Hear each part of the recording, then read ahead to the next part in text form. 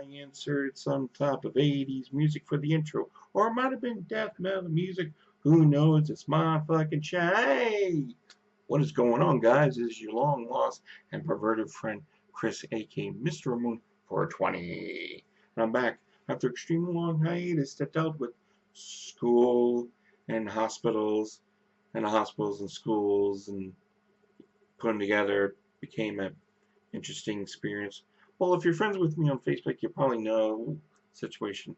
If you're not, that's cool. If you want to be friends, that's cool too. It really doesn't matter, but still, I'm pretty sure a few of you missed me.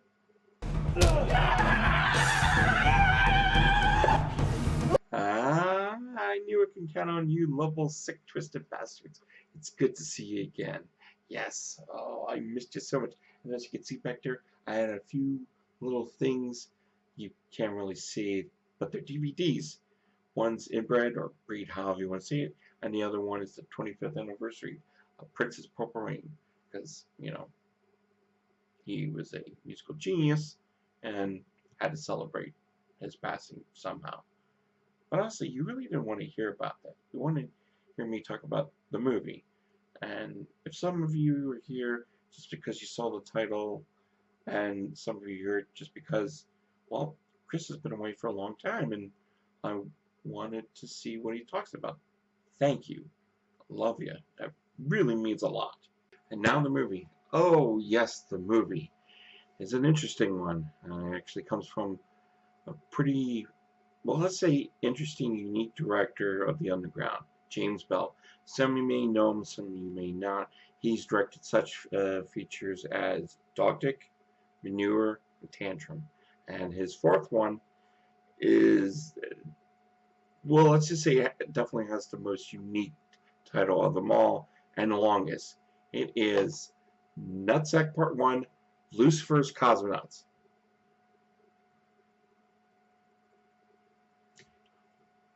Nutsack Part 1, because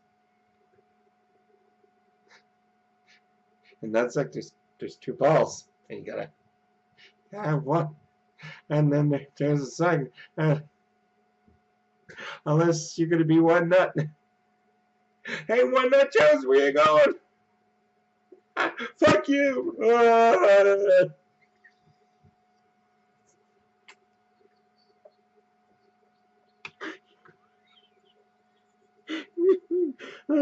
Mom, let me see.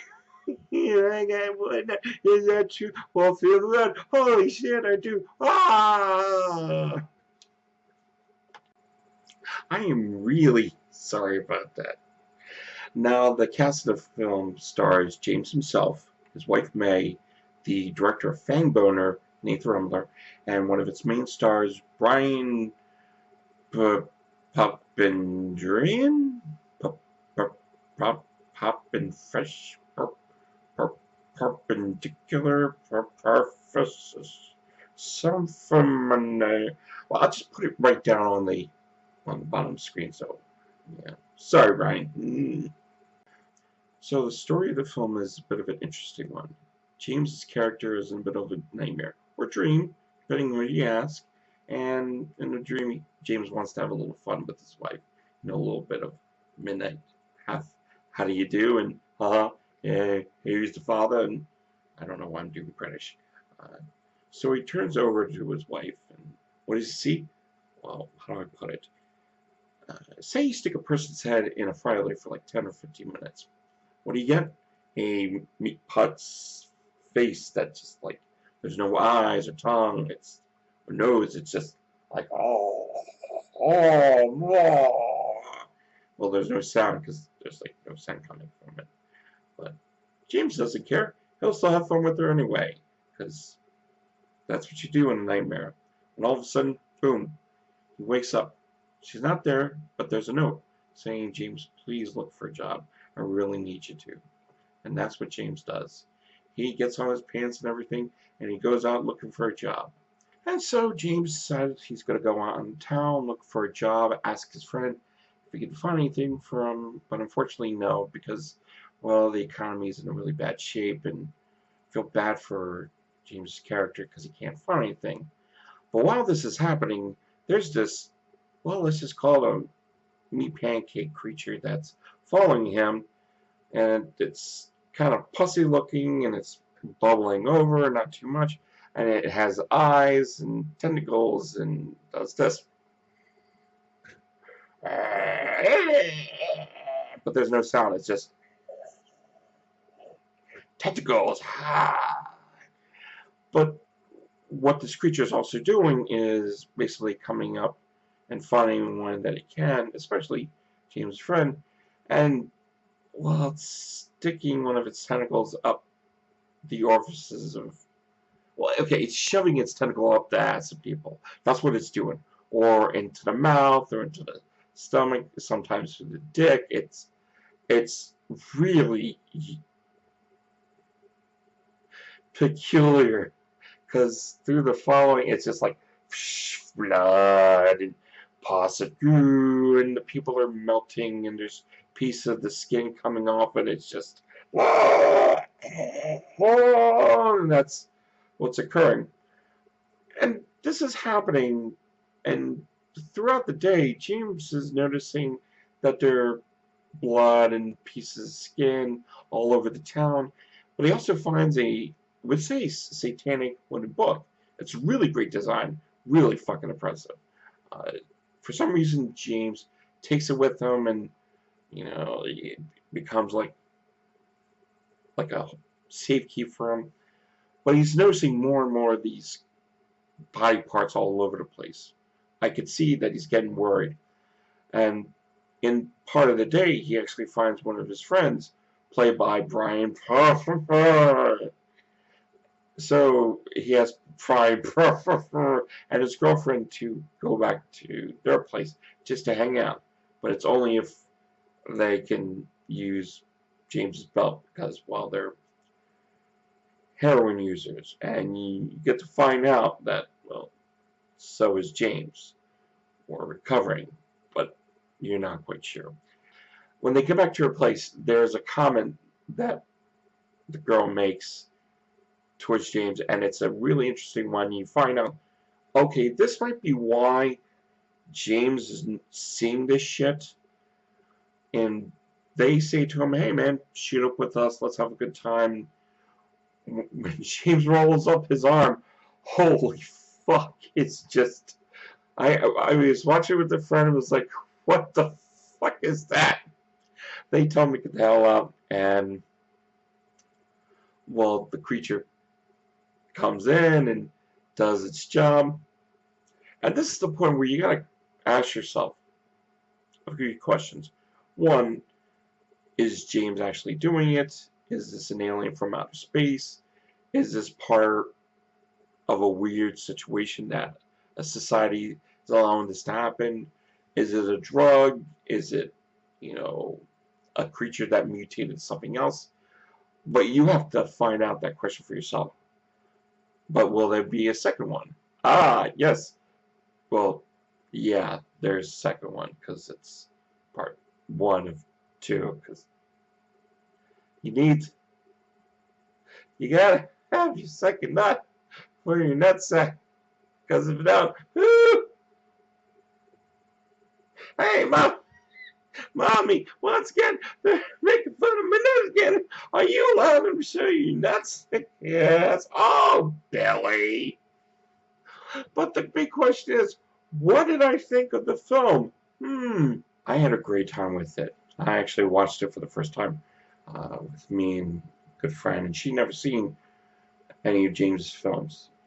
I told her it's going to be an interesting experience. You never know what you're going to get, and she was up for it. We both had a lot of fun. There was a lot of good moments where we had a few chuckles here and there. One of the things that I noticed, and I kind of had a bit of a problem with, was the music. It was just, unfortunately, way too loud, and you couldn't hear what most people were saying, and I really wish I was able to do that, because some of the stuff was probably pretty pivotal to the story.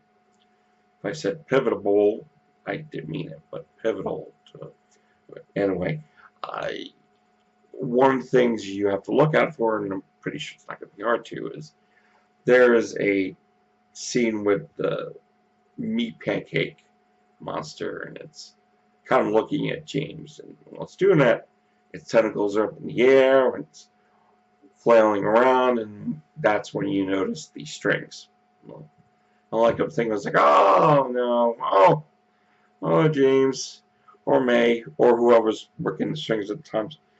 It was still good. There was a lot of funny moments to it.